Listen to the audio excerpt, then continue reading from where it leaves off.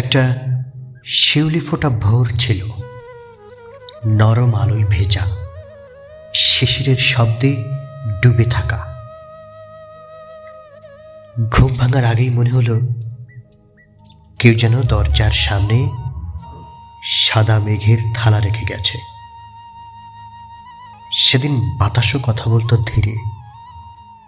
শিউলির গায়ে লেগে থাকা সুবাস হালকা নিঃশ্বাসের মতো চারপাশে ছড়িয়ে পড়ত।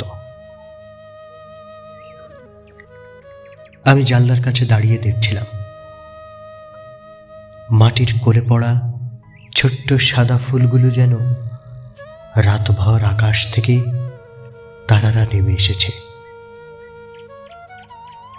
ভোরটা তখন স্রেফ ভোর ছিল না, এ যেন নতুন শুরুর আশ্বাস, নিঃশব্দ আনন্দের ঘোষণা, মনে শান্তির একটা দরজা খুলে দেওয়া। শিউলি ফোটা ভরেই মনও যেন একটু ভিজে ওঠে। অকারণে ভালো লাগে, কারণহীন শান্তি নামে। আর মনে হয় আজকের দিনটা অবশ্যই সুন্দর কিছু উপহার দেবে।